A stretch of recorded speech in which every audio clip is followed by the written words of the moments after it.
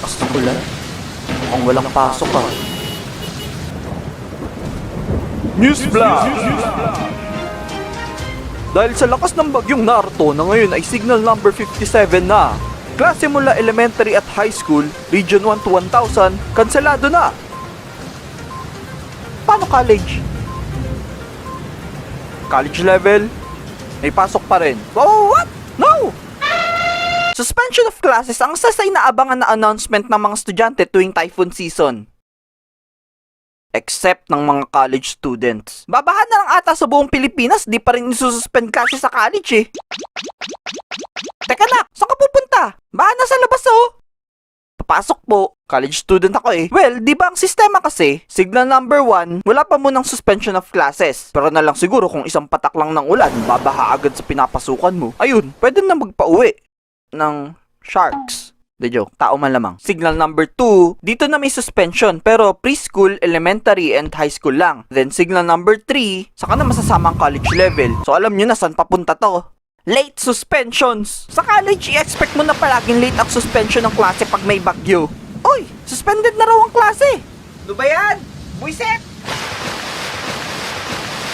Paano ba naman? May mga times na sobra. As in, sobrang lakas na ng ulan, signal number 2 pa lang, pero di pa rin sinususpinde ng ilang universities ang klase. Talagang hihintay na mag-announce ng signal number 3 bago nila gawin.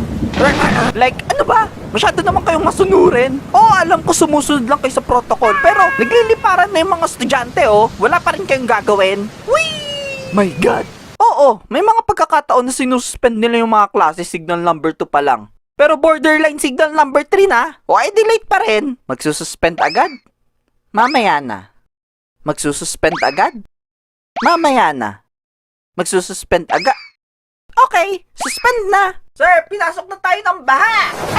Napakalinong sa utak ko kung ilang beses kami noong college na perwisyo dahil sa mga late suspensions na yan. I mean, may mga times naman na convenience siya sa amin, pero mas lamang talagang perwisyo eh. Ikukwento ko na lang sa inyo yung isa sa mga tinutukoy ko. Ito ang pinakatumatak talaga sa akin eh. Second year college ako nung nangyari to. Umaga and may pasok ako. Bumabagyo ng mga panahon na to, so ang unang pumasok sa isip ko, uy, walang pasok.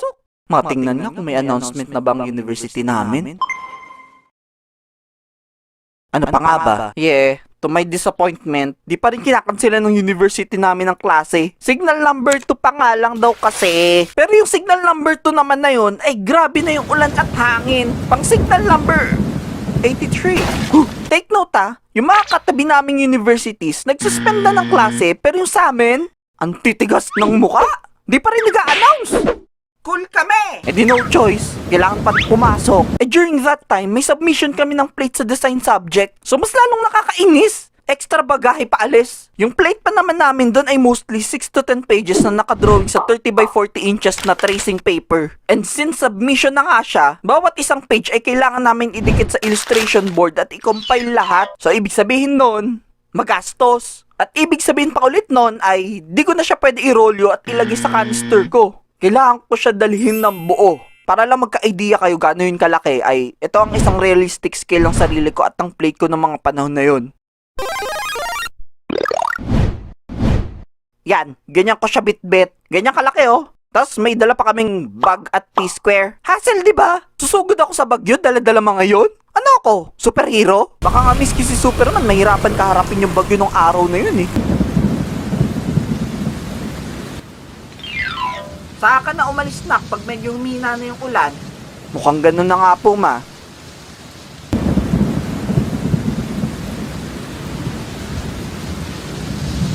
Humina ka na!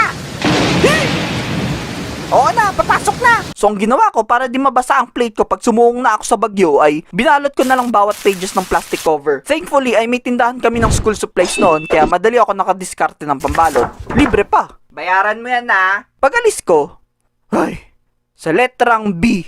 Buiset! Buiset yung bagyo! Di pa ako nakakalayo, basang-basa na ako. Suungin ko ba naman yung malakas na ulan at hangin eh? Ay talaga nga namang yung payong ko, naging aesthetic na lang. At dahil malakas nga ang ulan, sa letrang I, iilan. Iilang mga sasakyan lang ang pumapasada at walang van sa mga yon. Para sa mga bago sa channel na to, taga Cavite kasi ako at yung pinapasokan kong university ng college ay sa Manila pa. So ang kailangan kong sakyan is van. which is rare. Pwede naman ako mag-jeep, kaso ang hassle dahil nga bumabagyo. Kung mag-jeep kasi ako, magdadalawang sakay pa ako kumpara sa van na dire-diretso na agad pa university. Mas komportable, mas mabilis, mas malamig, mas mahal. So ang nangyari, inabot ako ng mahigit 1 oras sa paghihintay bago makasakay ng van. Thank you Lord. Kahit basang-basa na ako bago pa man makarating ng university, wala na akong pake. Ang importante, makapagpasa ako ng plate at magkaroon ng baon. Ngayon, nung bumabiyahe na ako, palakas ng palakas palalo yung ulan hanggang sa ito na nga ang kinatatakutan ko. Sa letrang N, nandyan na. Nandyan na yung baha. Oo, ang taas na ng baha sa mga kalsada to the point na nag-cause na siya ng matinding traffic palabas ng Cavite. Wow! Eding stress level ko, umabot na hanggang langit. Manong! Anong oras na, Manong? Malilate na ako, Manong! Manong! Manong! Manong! Manong! Crispin! Basilio! Ingay, yung kabang nararamdaman ko nun, Diyos ko, di maipaliwanag. Di ko alam ano aalalahanin ko. Kung yung thought ba na di ako makakapagpasa on time ng plate, o aabutan kami ng baha sa loob ng van. Mame! During that time, tingin na rin ako ng tingin sa phone ko kung sinuspend na ba yung klase. But unfortunately, wala pa ring announcement. Bakit? Bakit di nyo pa suspendin yung klase? Ano hinihintay nyo? Pasko? Hindi, New Year. Pero alam nyo, pasalamat na lang talaga ako sa driver ng van na sinasakyan ko nun kasi di na niya hinintay bumaba yung baha. Naganap na siya agad ng ibang ruta para makaalis sa kinalalagyan namin. Di ako familiar sa dinaanan ng van nun, pero basta. Meron siyang inikutang ibang kalsada na maraming dinosaurs at di ganong kataasan ang baha. Galing ni Mano. Lifesaver. Hanga talaga ako sa mga driver na naghahanap ng solusyon sa mga ganong klaseng sitwasyon. Thank you, Manong. Pakis. At pagkatapos nga ng napakahabang paglalakbay, ay nakarating na rin ako sa impyerno. I mean, university. Basta, umabot ng 3 hours 10 minutes yung biyahe. Oo, tandang-tanda ko eksakto dahil isa yun sa core memory ko. Nakaka-stress eh. Pero syempre, kung di dahil kay Manong driver, baka umabot pa kami ng 3 hours 11 minutes. Pagdating ko, nakita kong ang daming estudyante sa may gate, nagkukupulan sila at ang iingay. Hindi ako naman, nagtanong-tanong ano meron. Ano meron? End of the world na! Katapusan na natin! Tulong! Tulong! Lulubog na ang Titanic! Jack? Rose? Iligtas niyo ako! Iceberg! Ah! Ano meron? Suspended na raw yung klase.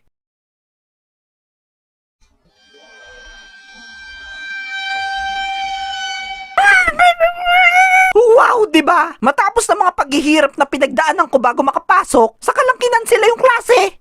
Lumiyang buhay naman to, oo. Mga 10 minutes ata bago ako makababa ng van, saka sila nagsuspend. Nakakabaliw, di ba? Sinong di mababaliw doon? Kahit sino mababaliw sa sitwasyon na yun eh. Paano tong plates ko, Manong Guard? Paano tong plates ko, ha? Ha? Tumabi kang demonyo ka! Papasukin mo ako! Sa letrang G.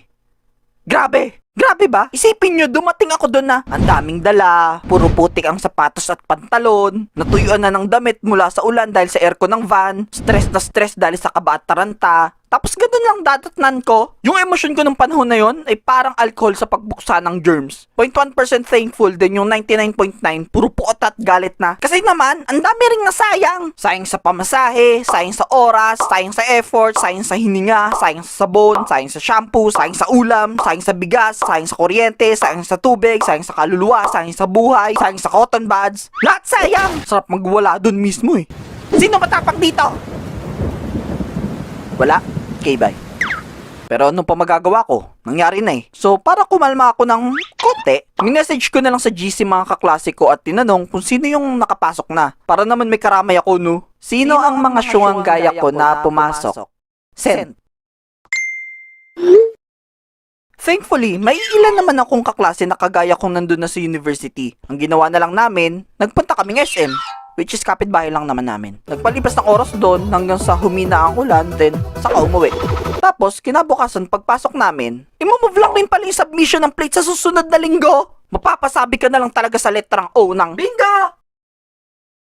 Uno! Activate trap card! Mapapasabi ka na lang talaga ng Oh, Diyos ko! Nagpakahirap pa ako umalis. Pagdating ng bahay, kinuwento ko sa nanay ko yung stress mula sa mga pinagdaanan ko sa biyahe. Para lang gumaan loob ko kahit papano. Ang sinabi niya, ibalik mo sa akin baon mo. Worst day ever. So isa lang yan sa napakaraming hassle moments ko tuwing nagsuspinde ng late nung college ako. Marami pa, pero baka pag kinuwento ko lahat, umabot tayo ng 1,000 years dito. Siguro kung papakiusapan nyo ako ikwento yung iba, gawin ko next time. At dahil pinilit mo ako, sige, kukwento ko yung iba next time.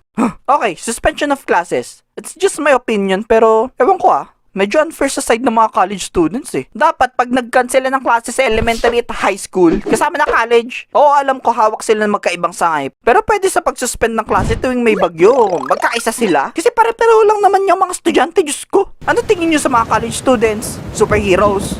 Hindi, Power Rangers. Tsaka mas kailangan ng mga college students ang free time na makukuha nila from suspended classes kumpara sa mga high school students. Sa mga makakanood nitong high school students, hindi naman sa ini-invalidate ko yung struggles nyo, pero wag na kayo magreklamo, okay? Ako masusunod dito. De, biro lang. Maintindihan nyo ako pag tumuntong na kayong college. Promise, cross my heart, mamatay man si Satanas.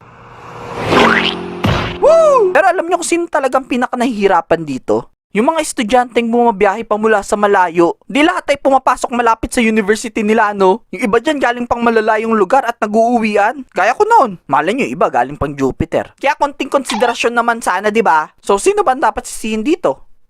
Hindi ko rin alam. Mahirap naman magturo. Kaya dapat talaga ako maging presidente ng Pilipinas eh. Kasi pag ako naging presidente, konting ulan lang, wala na agad pasok. Ano sa tingin nyo? Agree ba kayo sa akin o hindi? Kasi kung hindi, kukuryentehin ko kayo.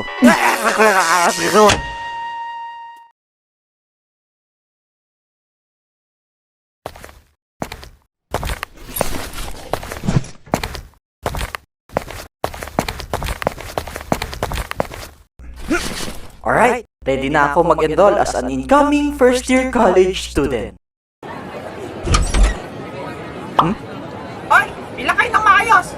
Ikaw, asan ID mo? Manong guard, magpa-first year college pa lang po ako. Wala pa ako. Wala akong pake! Akin na ID! Adik ako sa ID!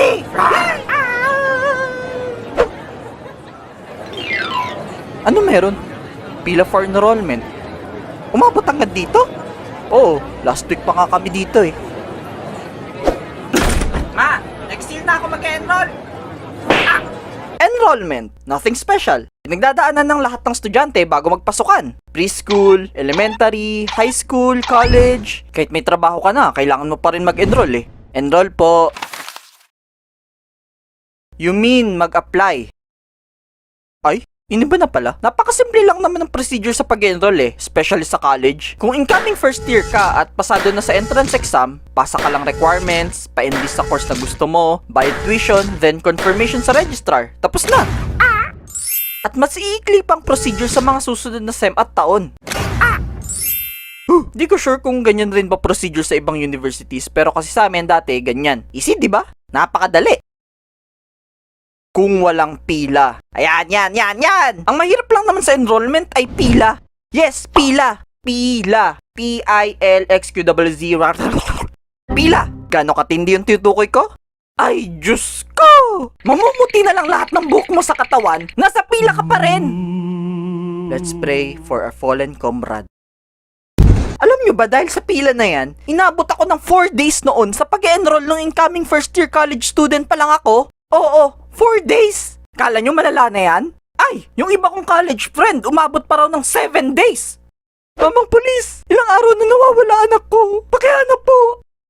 Mama! Nandito ako, Mama! Nag-e-enroll! Kung paano ako inabot ng 4 na araw sa pag-e-enroll ay, yun ang ikakwenta ko sa inyo ngayon. Let me, tell you my fair share of, basta, hirap mag-English. So, simulan natin ang storya nung incoming first year college student pa lang ako. First day of enrollment. Nakapasa na ako sa entrance exam, kaya naman ready na para sa enrollment day. Naisipan nung sumama ng nanay ko kasi wala daw siyang tiwala sa akin pagdating sa paghahawak ng tuition ko. Sasama ako sa'yo. Ako hawak ng pera pambayad ng tuition.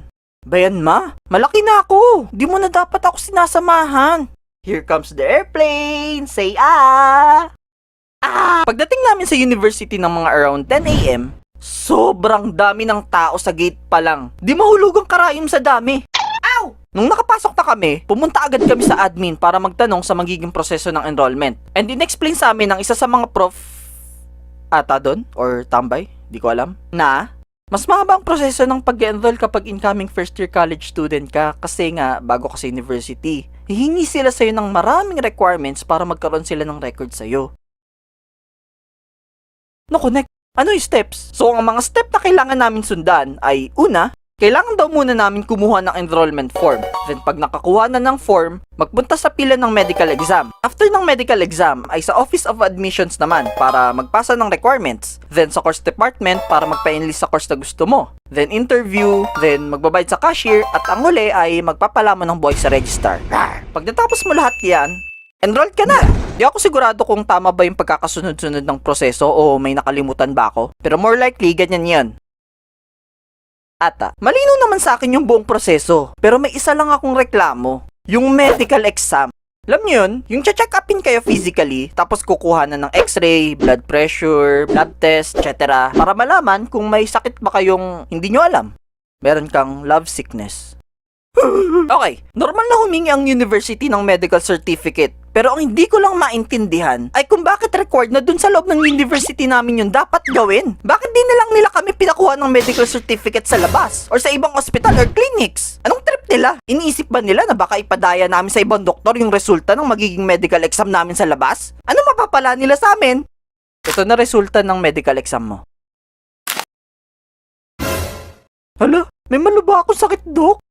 Ito po, 20. Baka pwede pa dahil ng result para papasukin ako sa college. 20?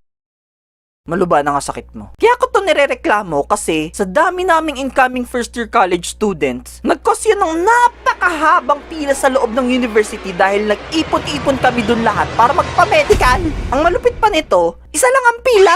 Genius! Ang tagal lalo. Pwede naman sila gumawa ng 3 o 4 o 1 million na magkakasabay na pila pero hindi. Gusto talaga nila kaming pahirapan. Isipin nyo, ang init-init pa nun kasi summer tapos tatagal pa nila lalo magsikilos. Next sa x-ray.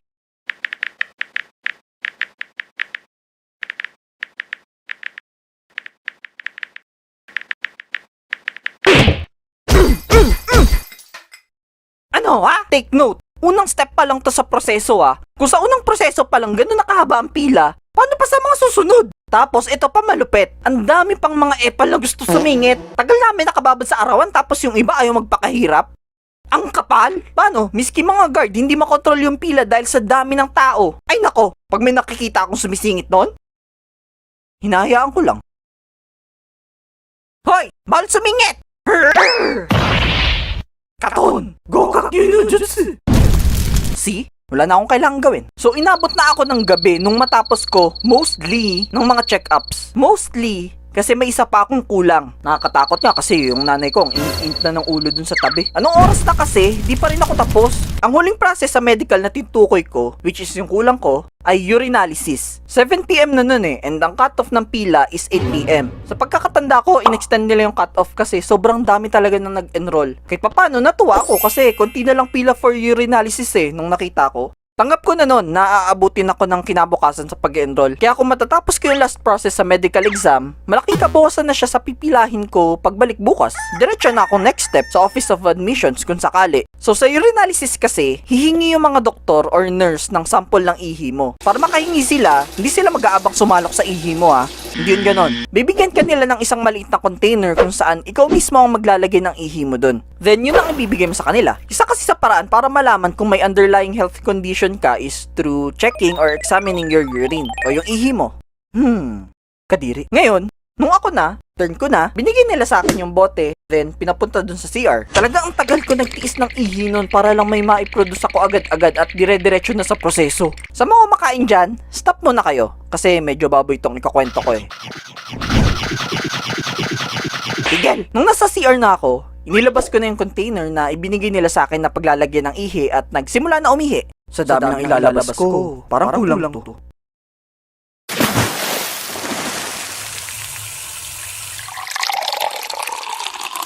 Grabe, ang dami. Kailangan ko maging alerto baka umapaw.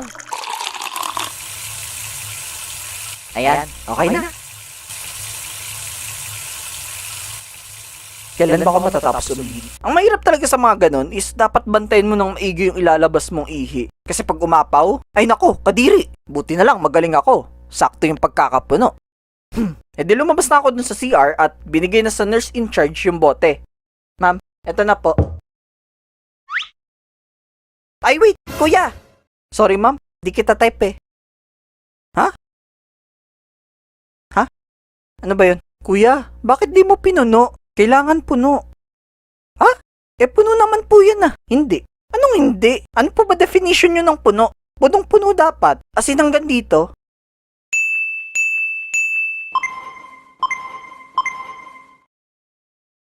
What? Hindi nyo naman po nilinaw? Kuya naman, kailangan pa bang i-explain sa'yo maigi ang lahat? Oo! Kahit sino po malilito sa instructions nyo eh. Ay, di yan totoo kuya. Ano? Kailangan punong-puno? Lang yung buhay naman to. Basta, kung gusto mo, bumalik ka na lang sa CR at dagdagan yon. Ano ako, gripo? Wala na akong maiihi, ma'am. Nailabas ko na po lahat. Sinayang yung ihi ko. O, di bumalik ka na lang bukas. Ha? Pipila na naman ako? Ang haba po ng pila dito. Ito number para isa ka sa mauuna bukas. Aalis na ako, tapos na working time ko. Wait, ma'am. Sorry, kuya. Di kita type. Nakakainis, di ba? Di nila nilinaw sa akin na kailangan pala punong-puno. Parang mga ewan. Ang nangyari, umuwi akong luhaan. Pero sa nanay ko na umuwi ng galit. Kainis yung nurse na yan. Pag nakita ko yan, pow! Kinabukasan, day 2, bumalik na kami sa university. Pero this time, mas maaga na. 7 AM pa lang, nandun na kami. And opo, kasama pa rin nanay ko kasi wala pa rin siyang tiwala sa akin pagdating sa paghahawak ng pera. Talagang kinulit niya pa ako gumising ng maaga para mauna sa pila. Nak, gising na nak. Ang aga pa ma. May number naman tayo eh. Ay nako, hindi yan masusunod. Paano mo nasabi? Pag ako tama, hampasin kita. Buhangit ka na. Hinampas mo na nga ako. Naisip ko nga rin nun na kahit pa may binigay na number sa amin, hirap pa rin pagkatiwalaan kasi napakagulo talaga nung mga araw na yun. And hindi nga nagkamali nanay ko kasi hindi nasunod yung numbering. Pinauna yung mga maaga nakapasok. O diba? Sabi ko sa'yo eh.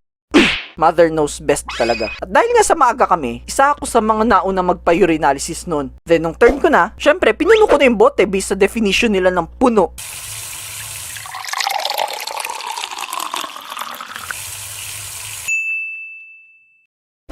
O ma'am, punong-puno. Ew. So after namin sa medical, sa admission office na. Mga around 12 noon natapos yung medical, sakto sa lunchtime. Kain muna, then balik sa university para naman sa next step. Kala ko nun smooth sailing na after ng medical. Pero hindi pa rin pala. Ang haba pa rin ng pila sa Office of Admissions. My God! Nak, di na ako sasama sa'yo bukas. Wala namang kakaibang nangyari nung nakapila ako. Bukod sa nakababad na naman kami ng matagal sa arawan ay may mga sumisingit na naman. 1 PM ako nagsimula pumila and 4 PM nung nakapasok na ako sa loob. Yeah, wala namang kakaiba dito. Bigay lang requirements like Form 137, birth certificate, good moral, etc. Tetext naman sa mga estudyanteng pumasa sa entrance exam yung mga requirements na kailangan dalhin sa enrollment eh. Sino kausap mo? Pagkatapos sa admission office, sa college department naman for enlistment and interview.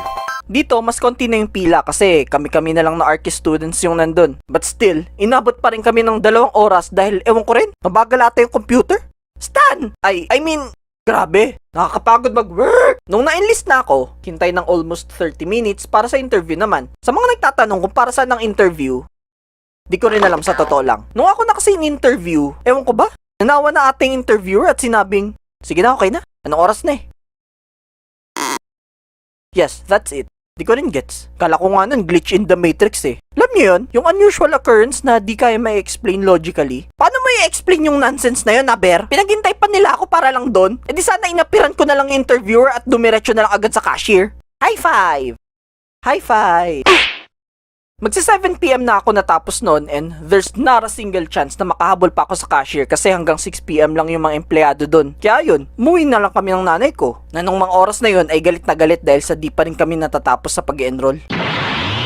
Naiintindihan ko rin naman saan nanggagaling galit niya dahil bukod sa nakakapagod yung nangyari ay napakagastos rin. Lalo sa pamasahe. Diyos ko, galing pa kaming Cavite. Cavite to Manila yon. Tapos Manila to Cavite. Tapos Cavite to Manila ulit. Tapos Manila to Cavite na naman. Tapos Cavite to Manila, Manila to Cavite, Cavite to Manila. Kaya naman sa third day ng enrollment ay naisipin na ng nanay kong di na sumama para kahit papano makatipid sa pamasahe.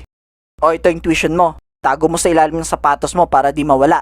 Labas mo lang pag pipila ka na para magbayad. Ang weird ng indutos niya pero hindi na ako pumalag kasi tatagal pa lalo eh. Sasermonan lang ako. So sinabi ko na lang, Hindi ba yun mangangamoy sa paa ko, ma? Sa araw na to, di na ako masyado gumising ng maaga. After lunch na ako pumunta, mga around 1 PM. Kasi cashier na lang ang pipilahan ko at register eh. Isa pa, medyo naging kampante din ako kasi nung first at second day ng enrollment, pag napapadaan ako sa cashier at registrar, palagi wala masyadong pila. So inassume ko, pag nandun na rin ako sa steps na yun, wala na rin masyadong pila. Kaso, ang syunga ko para i-assume yun. Kasi di ko naisip na kaya nga naman wala pa masyadong tao nung first at second day kasi sabay-sabay lahat ng estudyante magsimula pumila. My God, pagdating sa cashier, ang haba pa rin ng pila. Kaya inabot ako ng 4 hours doon. Tulog pa more. Mga 5 PM na noon nung nakapagbayad ako. And may kulang-kulang 1 hour pa para makapila sa registrar. Hanggang 6 PM pa kasi noon yung buong university eh. Pagdating sa registrar, di naman ganun kahaba yung pila so nabuhay na ako ng loob. Kaso maya-maya, unti-unti nagsisialisan yung mga estudyante sa pila. Di ako naman, nagtaka kung bakit. Pagtingin ko doon sa window ng registrar, may nakalagay na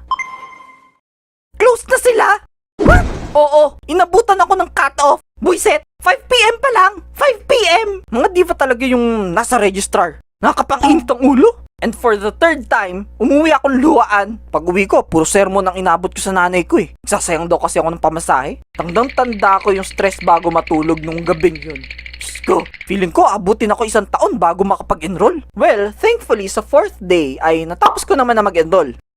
Sa wakas, saglit lang yung pila sa registrar pero traumatizing. Bakit? Sigawan ba ako sa harap ng maraming tao? Nakakaya! Kasi naman, hina-hina ng boses ng empleyado sa likod ng salamin. Tapos pag di marinig, siya pagalit.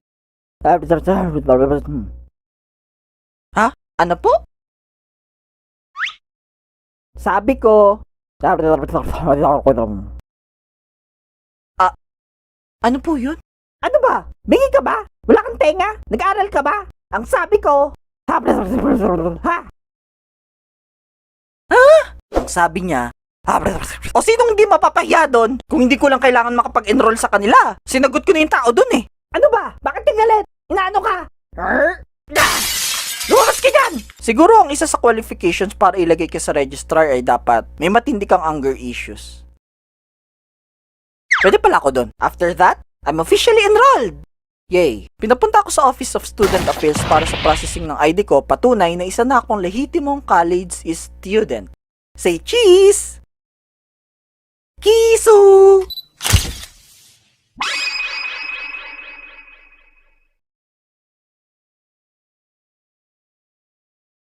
And this is where my enrollment story ends. So lilinawin ko lang, mamaya isipin nyo. Hala, every semester na may enrollment, ganyan katagal at kakomplikado. Hindi po, okay? Madalas naman talaga sa mga enrollments ay isang araw lang. Pag incoming first year ka lang tumatagal kasi lahat ng kailangan na record sa'yo ng university, since bago ka nga lang, ay doon na lahat-lahat hihingin. Meron pa rin magiging pila sa mga susunod pero hindi na kasing rami gaya ng naikwento ko kanina. Kasi patas ng patas year mo. Paunti kayo ng paunti. Okay, balik tayo sa topic ng pila. Alam ko maraming naiinis sa pila. I mean, sino bang hindi? Kung kayo naiinis, ano ba ako? Pero alam nyo, it's still something na dapat nating ipagpasalamat na naimbento. Kasi mas mainam naman na may pila sa isang lugar na mayroong transaction ng maraming tao kaysa sa wala, di ba? Mas organized. Isipin mo kung walang konsepto ng pila, baka marami ng buhay ang nasira. At muka. Another thing that we can take away from this story is the value of patience. Natutunan ko lang to nung nagkatrabaho na ako eh. With patience kasi, mas equipped ka to deal with stressful moments sa buhay. Gaya ng paghihintay. Be it sa pila, traffic, meeting, chances and opportunities, etc. Sa mga ganyang sitwasyon, wala namang mangyayari kung may inip ka. Kasi kahit pagbalibalik-tirin mo man ang mundo, nasa pila ka pa rin, nasa traffic ka pa rin, maghihintay ka pa rin. At the end of the day, ikaw lang rin naman may stress. Ikaw lang rin yung mapapagod. So might as well, be patient, do your own thing, just move on, and accept the fact na talagang mamamove mga plano mo, iwas stress, plus point sa mental health. Huwag na kayo gumaya sa mga buwiset ng taong sumisingit sa pila. Yung mga gaya nilang naghahanap ng shortcut sa lahat ng bagay, mga walang mararating sa buhay. Ako ba pinariringgan mo? Oh, ikaw! May nabasa nga ako na patience allows you to persevere and make more productive decisions, often leading to greater success. Which I think is totoo naman. Kung hindi ka patient enough to wait for your turn, you'll never get what you deserve. Kaya ikaw, kung singiter ako sa buhay, huwag ka na mabuhay. Di joke. God bless na lang sa'yo.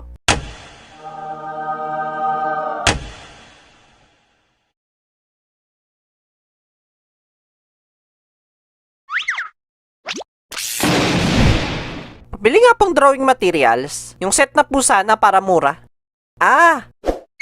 Eto, isang buong set, 3,150 pesos. Ganda. Kaso ang mahal. Pwede pong patanggal nung isang pen. Di po kasi kasya sa budget ko. Nagtitipid ako. Sige. Bale, 2,700 na lang. Mahal pa rin. Pwede pong patanggal pa nung isang pen. Sige. Bale, 2,300 pesos na lang. Mahal pa rin eh. Patanggal po ng pencil. Sige. 2,000 na lang. Mahal pa rin. Patanggal po ng mga brush at eraser. O ayan, 200 na lang. Mahal pa rin. Magkano ba kasi pera mo? 20. 500 piyansa mo. Mahal naman. As a college student noon, hirap ako sa pera. Sabi nila, money is the root of all evil. Ay nako, di ako naniniwala dyan. Bigyan niyo ako ng maraming pera at gagamitin ko yan sa mabuti.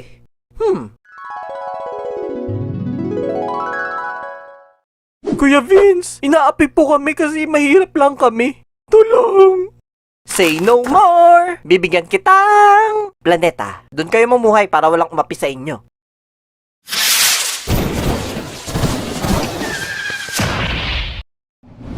Sa wakas, tay!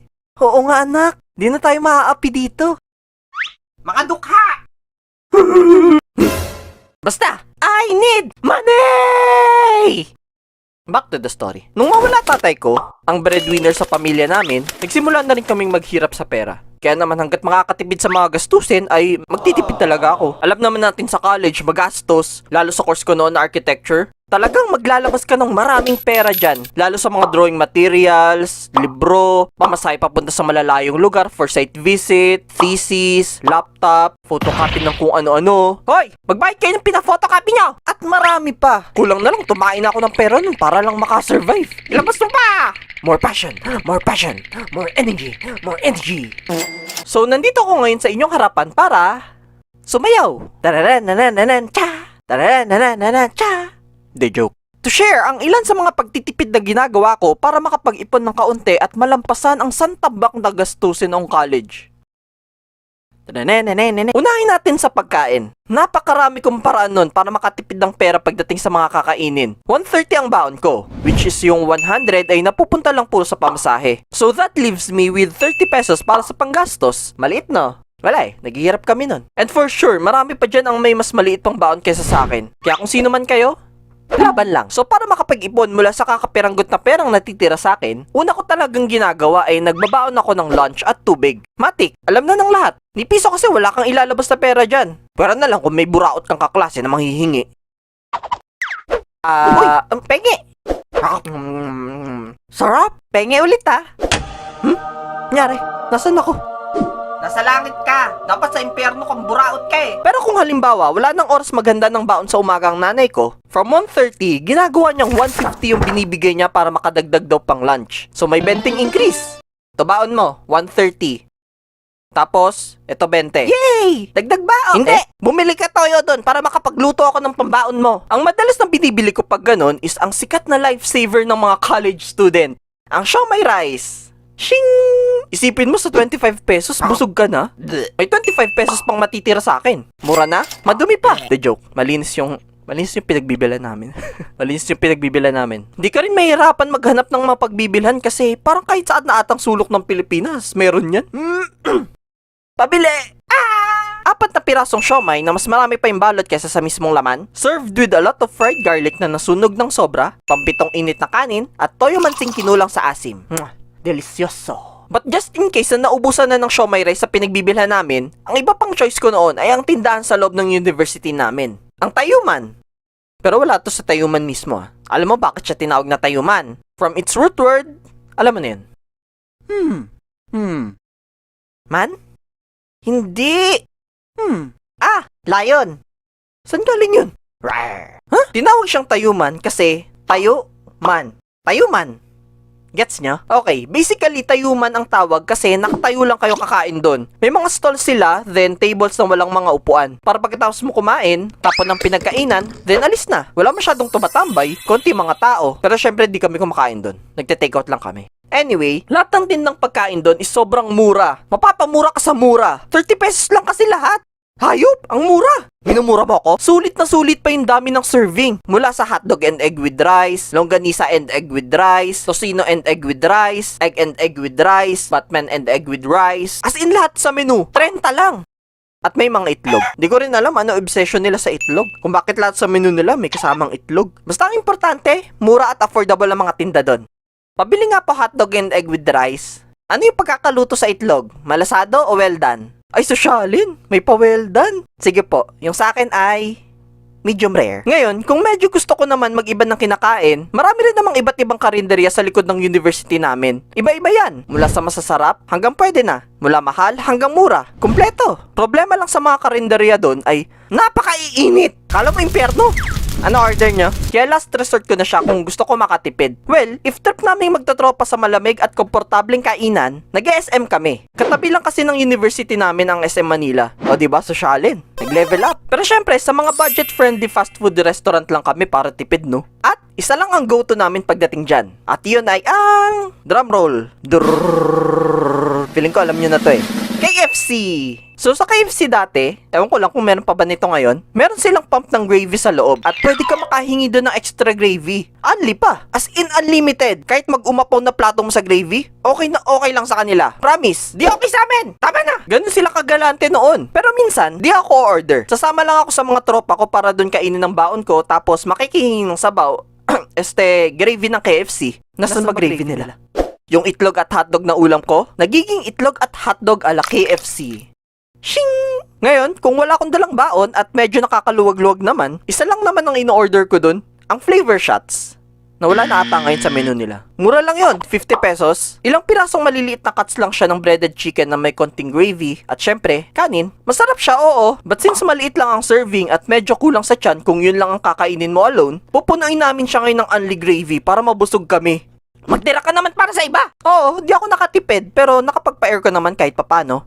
Tsaka treat yourself din naman paminsan-minsan. And pwede ko naman bawiin yung pagtitipid sa ibang bagay, like sa pamasahe, which is yun naman ang sunod kong i-share sa inyo. Pangalawa ay pamasahe. So, alam ko lahat sa inyo, napaka-familiar na sa binabiyahe ko noong college araw-araw. Paulit-ulit ko ba naman sabihin eh? Ako po, di ko alam. Bago lang po kasi ako. Talaga? Sa dami ng wrinkles mo, mukha kang luma eh.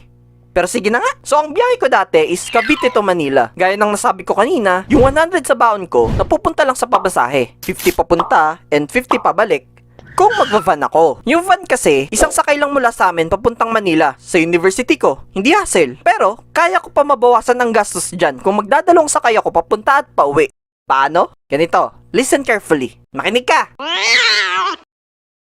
Okay, papaalalahanan ko lang kayo na yung mga babanggitin kong gastos sa pamasahe dito ay nakabase noon, around 2013 to 2017. Malamang sa malamang, di na siya same ngayon kasi marami nang nagbago. Kung tatanungin nyo ako magkano na pamasahe ngayon, malay ko, kayo umalam, binigyan nyo pa akong trabaho. So pagpapasok, sasakay ako ng jeep mula sa amin papunta sa sakayan ng MRT at LRT. Malayo-layo yun, so inaabot ng 25 pesos yung pamasahe ko. Then mula sa station ng LRT, sasakay ng tren. Mga 7 stations away yun, so 15 pesos rin yung card. Tapos bababa ng UN station. At mula doon, lakad-lakad hanggang sa makarating sa university. O diba, 40 pesos lang lahat ng nagastos ko. Then pag pauwi naman, magbubus ako mula sa terminal sa Manila, which is 20 pesos. Then bababa sa may terminal ng jeep papasok ng Cavite. Yung jeep naman mula doon, papunta sa bahay namin ay 20 pesos ulit. E di 40 pesos lang ulit na gastos ko. Ulitin ko noon to, noon. Kaya naman, meron akong extra with a grand total of 20 pesos. 20 rin to, no? Pambili ng corneto.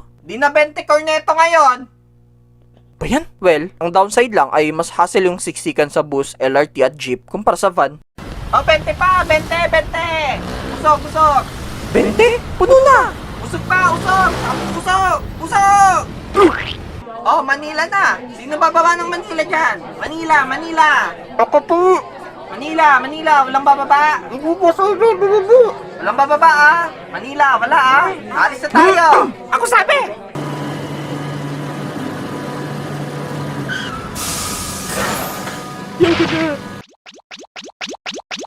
O pre, bakit ganyan itsura mo? Saan ka galing? Sa gera. Basta ang importante, nakatipid ako.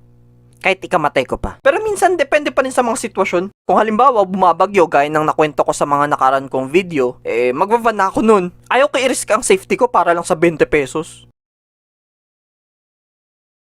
Pero minsan parang okay lang na. Pangatlo ay drawing materials. Ito ang isa sa pinakapagkakagastusan mo sa Archie. Drawing materials, gaya ng T-square, triangles, tech pen, ink pang refill sa tech pen, parchment or tracing papers, templates, watercolor, mechanical pencil kasama lead, brief. Miski pambura, may record na uri silang ipapabili sa'yo eh. Ano ba to? Di naman nakakabura ng ink eh. Kaya naman, marami akong natutunan nun mula sa mga kaklasiko kung paano makakatipid mula sa mga drawing materials na yan. Especially sa tech pen, at isa na doon ang pagbili ng mas murang drawing pens. Maraming uri ng drawing pens, pero isa lang ang pinakatinatangkilik namin o na mura. At yun ay ang Unipin. At dahil yun rin kasi yung sikat ng mga panahon na yun. Ang Unipin ay isang brand ng drawing pen na pwede mo kahit papano ipamalit sa tech pen. Ang isang set kasi ng refillable tech pen na ginagamit pang drawing sa mga plates ay libo-libo. Napakamahal. Kala mo ginto. Oh my God! Ginto! Asa? Charan! Nasabi ko rin na set kasi hindi pwedeng isang tech pen lang ang bibilhin mo dahil ire-require kayo ng prof nyo na bumili ng magkakaibang tip. Dagdag gastos. Hindi, may dahilan naman kasi. Mas maganda kasi tingnan ng isang architectural drawing kung magkakaibang line weights na gamit mo. Halimbawa, ang gagamitin mo sa pagdodrawing ng walls ay tech pen na 0.6 ang tip o yung kapal. Then pagdating naman sa windows, 0.4. Then sa mga furniture ay 0.2. Tingnan nyo, mas malinis siya tingnan at organized. Pero pasalamat ako sa mga magulang ko noon na kahit naghihirap kami ay binilan pa rin ako ng set ng tech pen. O ayan ha, binilan ka namin ng tech pen. Hala, thank you ma! Subukan mo lang magkaroon ng bagsak. Matutulog ka sa labas. Good night! Kaso wala eh. May mga pagkakataon talagang di maiiwasan yung mga aksidente kaya mababaliin ka ng tip ng tech pen. And di ako nakaligtas sa mga ganyan. Nabalian na rin ako ng mga tech pen. Di ako nagsabi sa nanay ko kasi panigrado itatakwil nila ako no. Good night!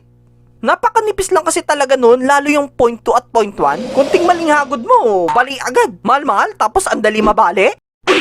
Yung totoo. Ginagawa siguro talaga ng mga kumpanya na marupok yun para bumili ng bumili yung mga estudyante. Well, sorry na lang sila kasi may natutunan akong solusyon mula sa mga kaklase ko. Ang sinadjust nila sa akin pamalit dyan sa mga hinayupak na napakamamahal na tip ng tech pen na yan, ayun nga, ang Unipin. 50 pesos lang yun noon at napakatibay pa ng tip. Although hindi niya ka-level ng quality sa ink ang tech pen at napupudpud din ang tip kinatagalan ay napakaganda pa rin itong replacement kung sakaling ang mabaliin ka bigla. Hindi rin siya refillable gaya ng tech pen pero kaya naman tumagal ng ink nito sa isang buong semester kaya goods pa rin. Kahit makatatlo kang palit ng Unipin sa isang taon, sulit pa rin eh. Ikumpara mo naman kasi yung 50 pesos sa almost 800 pesos, di ba?